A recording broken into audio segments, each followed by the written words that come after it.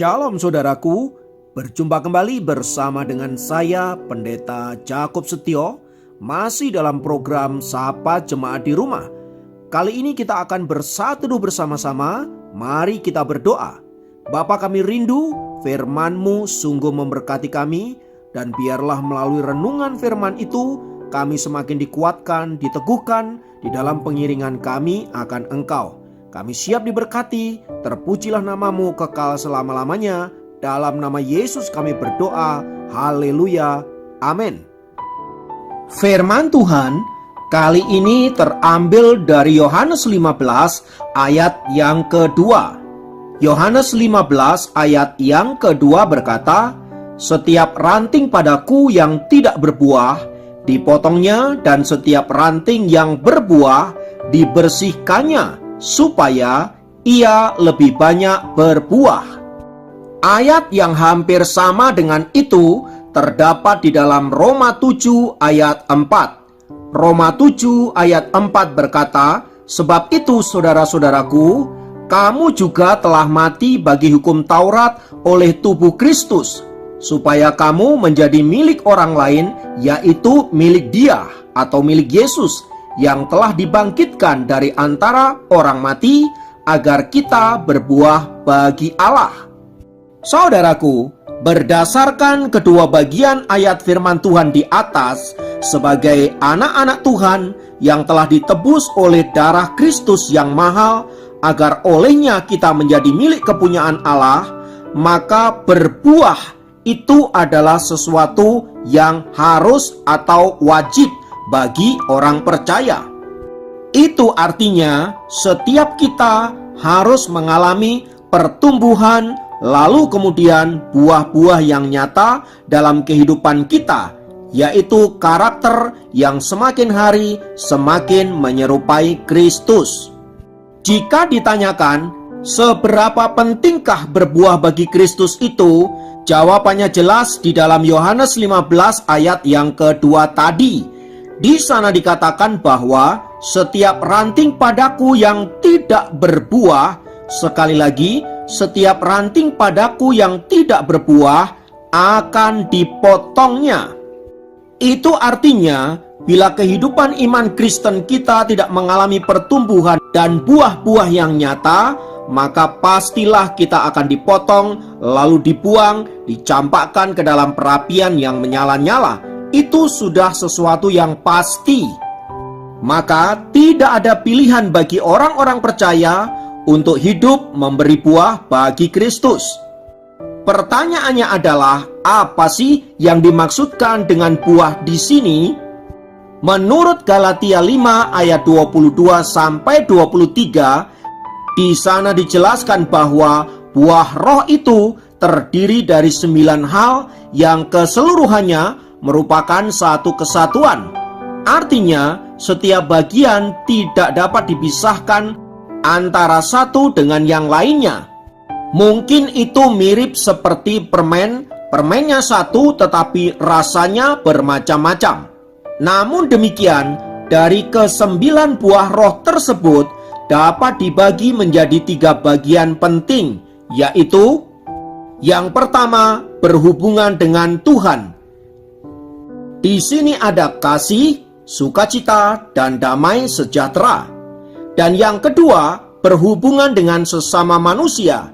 Di situ disebutkan ada kesabaran, kemurahan, kebaikan. Dan yang ketiga, berhubungan dengan diri kita sendiri, yaitu kesetiaan, kelemah lembutan, dan penguasaan diri. Nah, kita akan mencoba mengupas poin to poin berkaitan dengan buah roh tersebut, supaya kita dapat memahami makna yang sesungguhnya. Poin pertama adalah kasih. Kata kasih yang digunakan di situ adalah agape. Nah, kasih agape adalah kasih yang tanpa tuntutan apapun. Bahasa simpelnya, kita harus tetap mengasihi meskipun kita disakiti, meskipun kita dikhianati, meskipun kita dijahati, meskipun. Itulah kasih yang dimaksudkan di atas. Poin yang kedua adalah sukacita. Kata sukacita di situ digunakan kata kara. Kata ini memiliki pengertian sukacita atau kebahagiaan sekalipun situasi tidak mendukungnya. Kata kara ini ada begitu banyak di dalam Perjanjian Baru, tetapi intinya ingin menekankan bersukacitalah sekalipun keadaannya penuh dengan penderitaan, kesakitan, kesulitan, sakit penyakit, dan lain sebagainya. Poin yang ketiga adalah damai sejahtera. Kata yang digunakan di sini adalah eirene. Kata eirene ini ingin menjelaskan suatu damai sejahtera karena kita telah dipulihkan oleh Allah. Ini berbicara tentang keselamatan jiwani kita, di mana kita telah mengalami kelepasan dosa, pengampunan, dan pembebasan dari kuasa kutuk masa lalu, dan hidup baru di dalam Kristus. Jadi, damai sejahteranya orang percaya itu bukan karena kita punya duit, bukan karena kita bisa rekreasi, jalan-jalan, dan lain sebagainya. Tapi damai sejahtera karena kita telah diampuni oleh Tuhan, karena kita telah diselamatkan oleh Tuhan. Poin yang keempat adalah kesabaran. Kata kesabaran di sini menggunakan makrotumia. Nah, kata ini memiliki pengertian kesabaran ketika kita menghadapi berbagai-bagai kesulitan dan kesabaran ketika kita menghadapi sesama kita. Kata ini ingin mengajarkan kepada kita anak-anak Tuhan agar kita dapat senantiasa bersyukur atas segala sesuatu dan belajar menerima berbagai-bagai kenyataan sebagai sesuatu yang harus kita tanggung di dalam Tuhan. Itu artinya orang yang sabar tidak menggerutu, tidak pemarah, tidak bersungut-sungut, dan lain sebagainya. Poin yang kelima adalah kemurahan. Kata kemurahan di sini menggunakan kata krestotes, yang memiliki pengertian kemurahan dalam hati, tetapi juga kemurahan dalam hal bertindak. Orang yang murah hati adalah orang yang mudah untuk memberi, baik dalam bentuk harta benda, perhatian, kasih, maupun pengampunan. Poin yang keenam adalah kebaikan. Kata kebaikan di sini menggunakan kata agatosune, yang berarti bertindak dengan benar dan melakukan sesuatu dengan bijaksana. Poin yang ketujuh adalah kesetiaan. Kata setia menggunakan kata pistis, yaitu setia pada iman terhadap Tuhan Yesus Kristus. Itu artinya orang yang setia adalah orang yang berpegang teguh kepada kebenaran Kristus dan melakukannya dengan tekun dan tidak mudah digoyahkan oleh keadaan apapun juga. Poin yang kedelapan adalah kelemah lembutan. Kata lemah lembut di sini digunakan kata praotes. Kata praotes di sini bukan berarti lemah lembut di dalam bertutur kata atau lemah lembut di dalam bergerak dan berjalan. Kata praotes adalah kelemah lembutan di dalam batin seseorang, sekalipun tampak luarnya mungkin dia adalah orang yang tegas, orang yang tidak kompromi, dan cenderung kaku. Namun demikian, orang yang dipenuhi dengan kelemah lembutan adalah orang yang hatinya mudah tersentuh, kasihnya mudah dinyatakan, dan ia akan dengan cepat bertindak apabila melihat hal-hal yang tidak benar. Dan poin yang kesembilan adalah penguasaan diri. Kata ini digunakan kata enkrateia, yaitu penguasaan diri atas pikiran, perkataan, dan tindakan. Itu artinya orang yang menguasai diri adalah orang yang mampu mengendalikan hatinya. Sebab baik pikiran, perkataan, atau perbuatan, semua sumbernya adalah hati. Matius 5 ayat 18 berkata, "Tetapi apa yang keluar dari mulut berasal dari hati, dan itulah yang menajiskan orang. Demikian juga Matius 15 ayat 19 berkata, karena dari hati timbul segala pikiran jahat, pembunuhan, perzinahan, percabulan, pencurian, sumpah palsu, dan hujat. Itu artinya kalau hatinya kotor, outputnya pastilah kotor. Nah, dari penjelasan tersebut di atas, saudaraku, menjadi pertanyaan adalah, apakah kita sudah memiliki buah Roh Kudus itu? Mari kita cek and recheck hidup kita sendiri.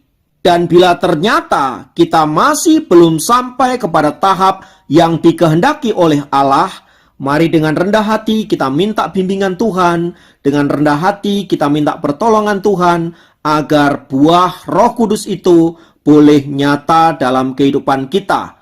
Oleh sebab itu, saya mengajak kita masuk dalam doa kita. Kita mohon belas kasihan Tuhan, mari kita berdoa. Tuhan, kiranya firman-Mu menolong kami untuk kami senantiasa hidup di dalam kehendak-Mu dan memberikan buah-buah yang nyata bagi-Mu.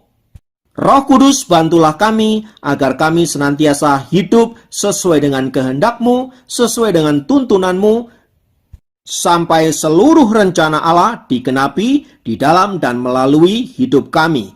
Terpujilah nama Tuhan kekal selama-lamanya. Dalam nama Yesus kami berdoa. Haleluya. Amin. Demikian program Sapa Jemaat kali ini. Sampai jumpa dalam program Sapa Jemaat yang lain. Tuhan Yesus memberkati.